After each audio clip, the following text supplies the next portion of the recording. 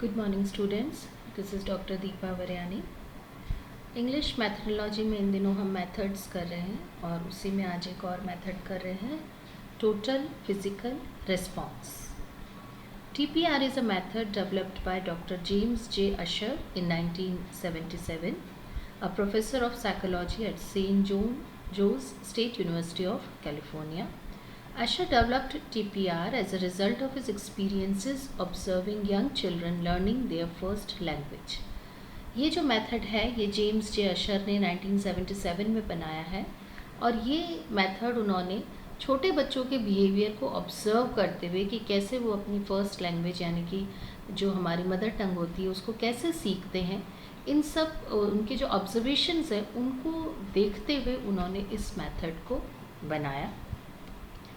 What is TPR? Total Physical Response is a language teaching method built around the coordination of speech and action.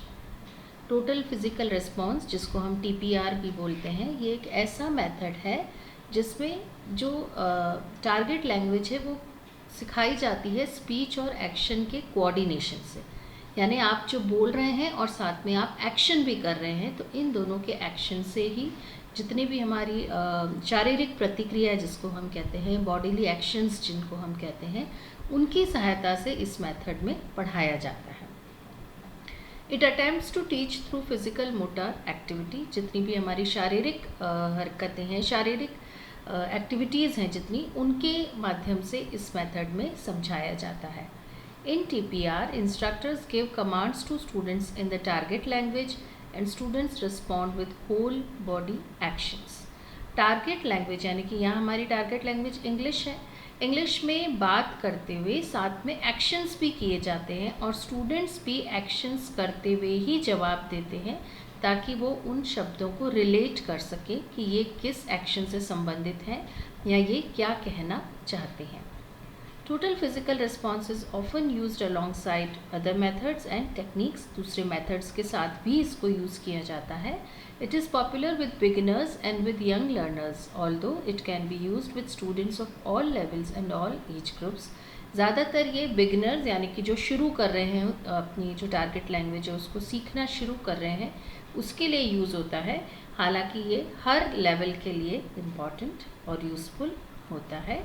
इसके क्या characteristics हैं? The coordination of speech and action. सबसे पहले speech और action जो हम बोल रहे हैं, जैसे प्लीज़ सिट डाउन, ऐसा बोला भी हमने और उसे बैठने का इशारा भी किया, तो वो रिलेट कर पा रहा है कि मैं क्या बोल रही हूँ, प्लीज़ सिट डाउन, और बैठने का भी इशारा कर रही हूँ, प्लीज़ कम, तो साथ में हाथ से इशारा भी कर रही हूँ कि आप मेरी तरफ आइए। तो इस तरीके से स्पीच और एक्शन में कोऑर्डिनेशन होना चाहिए। Learners roles of listener and performer, जो लर्नर है, जो स्टूडेंट है, वो ध्यान से सुन भी रहा है और परफॉर्म करने की भी कोशिश कर रहा है।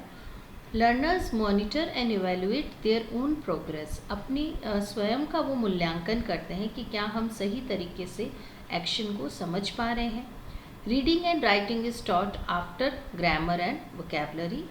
ग्रामर इज़ टॉट इंडक्टिवली, हम जो भी ग्रामर के रूल्स हैं वो इंडक्टिव और डिडक्टिव तरीके से ही पढ़ाते हैं। Grammar and vocabulary selected according to the situation, अगर हमने कोई एक सिचुएशन आज क्लास में क्रिएट करी है तो जो भी हमारी ग्रामर है, जो भी हमारी वोकैबुलरी है, वो उसी सारी सिचुएशन पे बेस्ड होगी। Learning language by gesture.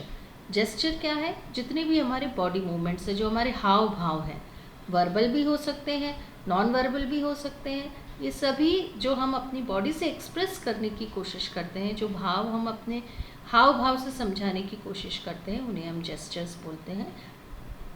The teacher and the students are the actors, क्योंकि यहाँ एक्ट करना है इसीलिए ये वर्ड यूज़ किया गया है। Students should be more active and talkative, यहाँ टॉकेटिव से मतलब है कि आप टारगेट लैंग्वेज को यूज़ करें, आप जब बात करें तो उसी लैंग्वेज में बात करें। इसके क्या प्रिंसिपल्स हैं? Listening ability and vocabulary must be developed first. Listening ability, सुनना, ध्यान से सुनना, तो सबसे पहले ध्यान से सुनना, और वोकैबुलरी यानी वर्ड्स को समझने पे ध्यान दिया जाता है, जोर दिया जाता है। There must not be any stress in the school class, class में कोई तनाव नहीं होना चाहिए, बहुत ईजी गोइंग तरीके से पढ़ाना चाहिए।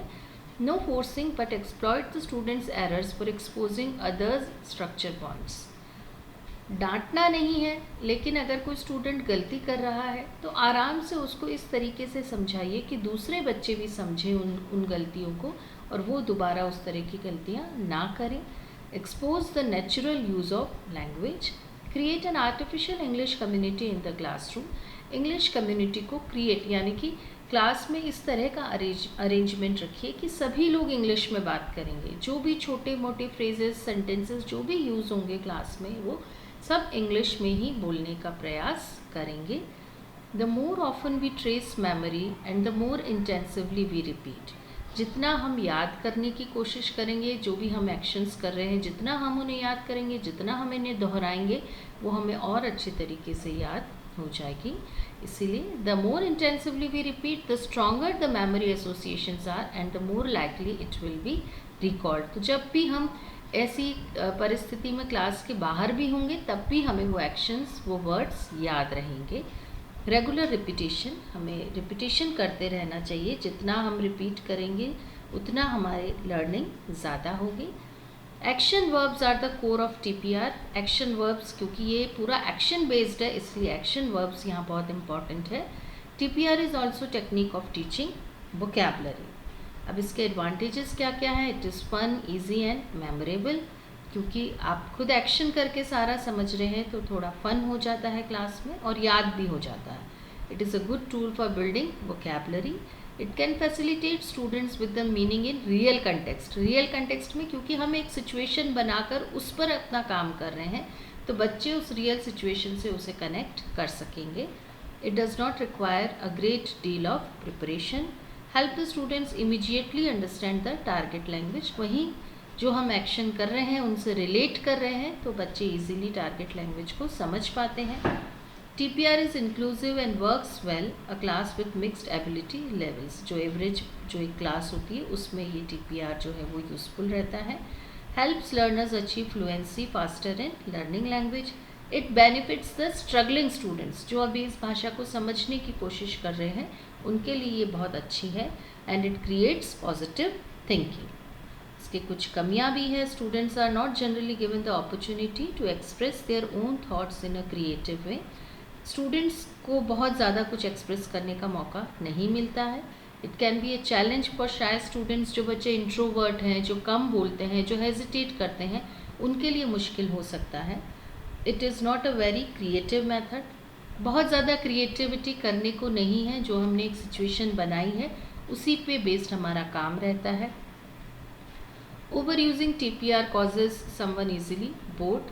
बहुत ज़्यादा यूज़ करो तो बोरिंग भी हो जाता है। Certain target languages may not be suited to this method. हम हर तरह की भाषा इस मैथड से नहीं सीख सकते। And it is limited since everything can not be explain with this method.